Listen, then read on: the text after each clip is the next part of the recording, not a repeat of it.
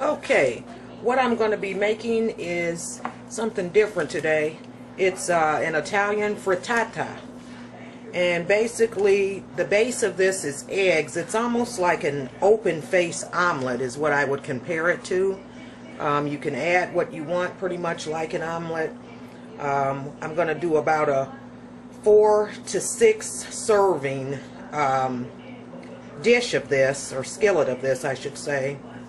And the preparation time is pretty short once you have your ingredients cut up. It depends on what you want to put in it. I'm putting quite a bit in this. The dish, nutritional wise, is going to consist, it's only going to be 218 calories per serving, but that does have 16 grams of fat. You can cut that back if you use reduced cheeses, turkey and chicken instead of pork and beef. And then it does have 14 grams of protein per serving. So it's a pretty hearty dish. You can eat this hot, or you can eat it room temperature, or cold if you like cold scrambled eggs or something like that. But basically, I'm going to go over all the ingredients. As you can see, there are many. You do want to have your skillet preheating at this time to about a medium, not too high, because you don't want your eggs to cook too much on the bottom. And then we're going to be putting it into the oven to finish it off, to kind of let the cheese melt through the other ingredients. And it's about a 15-minute cooking time total, so that's not too bad. So first, we'll go ahead and get started with our ingredients. We have our eggs, and I'm using 6 large raw eggs. And then for our cheese, I'm using, this is a Parmesan Romano Asiago blend grated cheese there, and that's looks like it's about 1 ounce there. And then I'm also using 2 ounces of Kraft's extra sharp cheddar. I didn't want to go with the 5-year cheddar on this because I don't want it to be too overwhelming, and so that's what I'm going to use for my cheeses. I'm going to get to the butter here. This here is what I'm going to melt in the skillet, and actually I'm going to put that in there now. That's a 1 ounce of light or whipped butter. I'll go ahead and put that in the skillet so it can start melting down. And then moving on to our meat. I use what we have here is called a bacon loaf. It's basically bacon that is ground up and put into a loaf. And I have that there, and I have 6 ounces of that. Then I also have beef sausage that is diced up in the food processor, and I have 3.5 ounces of that. And then here I have a little bit of chicken breast, and for the chicken breast I'm using 1 ounce of, or 2 ounces, I'm sorry, of the chicken breast, and that's just diced up. Now for my veggies, we have our sauteed yellow onions here. That's about 1.5 ounces there. And then I had some shiitake mushrooms, and those were dehydrated. I boiled those down so they're nice and soft. And that there is about 1/4 cup of mushrooms, or about 2 ounces. And then I also put some garden fresh tomatoes I cut up in there. And as far as the tomatoes, those are about almost 2 ounces of tomatoes piece there, close to a 1/4 cup. And then bell pepper, I went with about 1.5 ounces on there because I don't want that to be overwhelmed. For my seasonings, I'm going to be using kosher salt, black red pepper blend that I like to use, and then I'm also going to put some paprika in there for coloring and a little subtle flavor. And I also have a 1/2 tablespoon of parsley, and then about a teaspoon of Italian seasoning to kick it off a little bit. So we'll go ahead and get started with this. On the stove, we're going to start with the stove top, and I'm using a cast iron skillet. You can use whatever kind of skillet you have, but you do want to make sure it's large enough. This is about an 8.5 inch skillet. So let's go ahead and get started. Okay, now what I'm going to do here is pour my eggs in there. You can see those are going all around there. And what you're going to want to do is let that cook a little bit. But you're going to want to pull just enough to pull it to the side and tip your skillet so the other egg kind of gets around. You want that to kind of get on underneath there. So that's the key. You don't want this to just cook all the way on top and be done. Got to kind of pull that back and let that other egg get under there to cook. And you do that by using a non-stick spatula, as you can see. And just kind of pouring it back, and as you can see, it's going to go down the liquefied egg there on top. You don't want to put all your ingredients on there just like it is right now, so I'm going to turn that down to a little bit of lower heat. And as you can see, this is kind of cooking up the way I want it to. There we go. See how that, you want to get that underneath that egg so it cooks all the way around. There we go. Just kind of roll it around like that. And it'll look kind of puffy on the top, but that's alright. Put that down in there. And we're going to hit this a few more times. Now what I'm going to do is go ahead and get this situated, and I'll turn this back on when I'm getting ready to put the toppings on there. See you back in a bit. Okay. So as you can see, that's nice and getting your top there. The main thing is getting that underneath there. Okay, scrape those sides. Now we're good enough now to go ahead and you can kind of brush that, as you see, and that's fine to have that loose like that on the top. That's fine.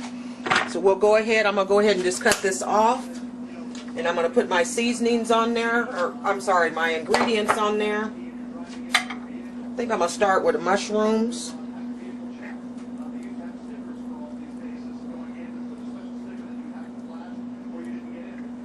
Mushrooms on there first. Those will add a little moisture and keep it moist. I don't know if I'm going to use all these onions. I don't want it to be too oniony.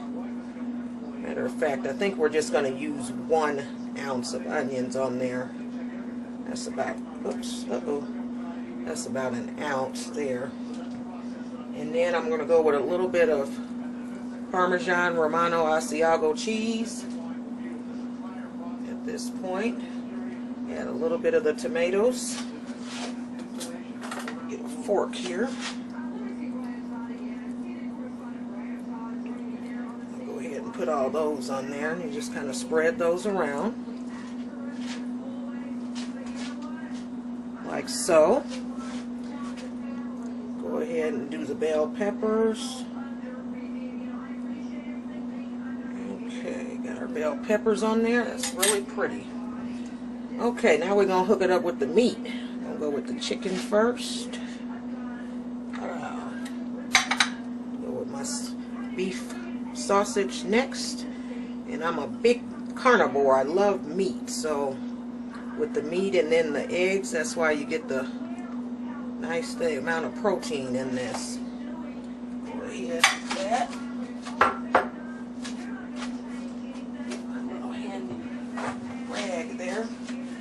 I'm going to go ahead and go with that bacon loaf there, and it looks like I'm not going to use all the bacon loaf either, so I'll be using closer to 4 ounces of that bacon loaf, and I'll leave that to put in another dish. Okay, now I'm going to put some of that sharp cheddar, and this is extra sharp cheddar. Should have had that cold. Kind of sticking together on me there, but that's alright. At this point I'm going to add some paprika, and I had put some in the eggs already. I'll go ahead and add the rest, and then I'm going to do my parsley, and then my Italian seasoning.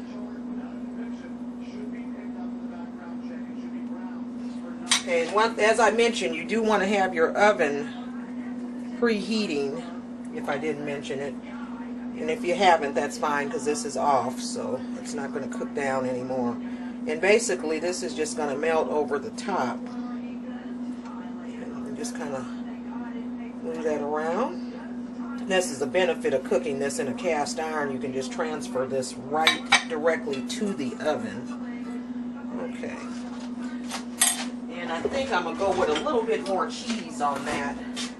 I don't like how that's, I want that to be really loaded with that cheese. So I'll go ahead and use some, about another ounce of cheese.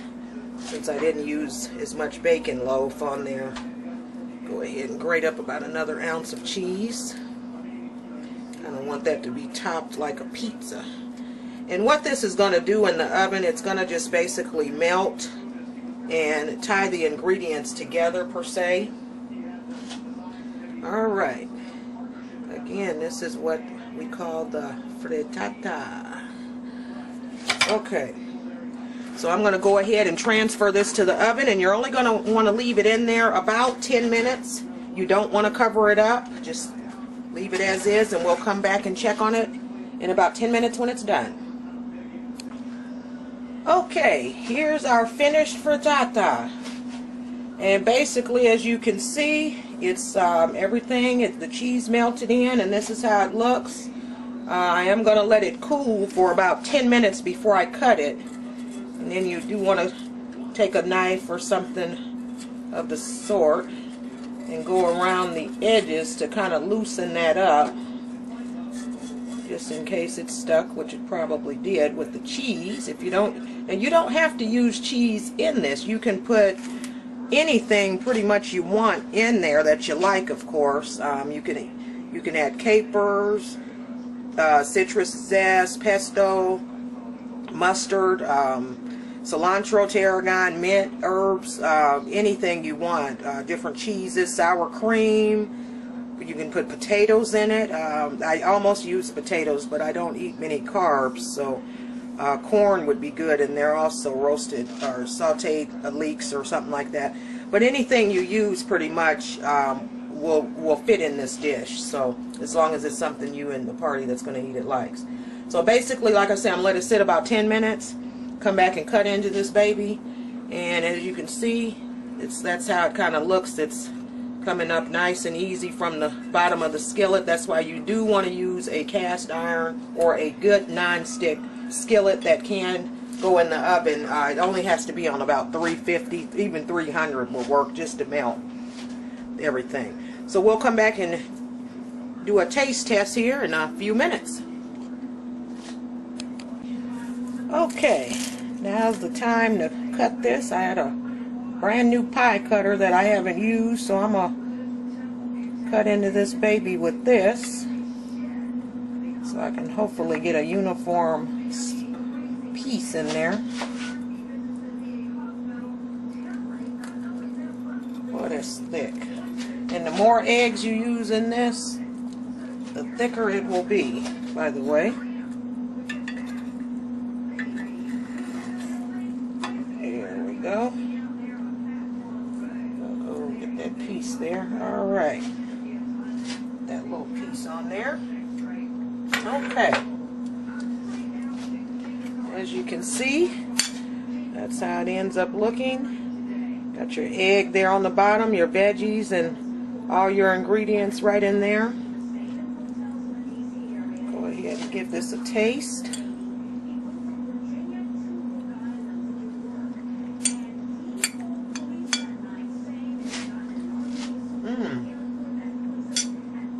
That is really good. If you're an egg lover and a meat lover and a cheese lover, you'll love this particular frittata. However, you can put whatever you want in it. It's a great meal. You can have it room temperature, like I said, hot. I prefer mine warm. It doesn't have to be real hot.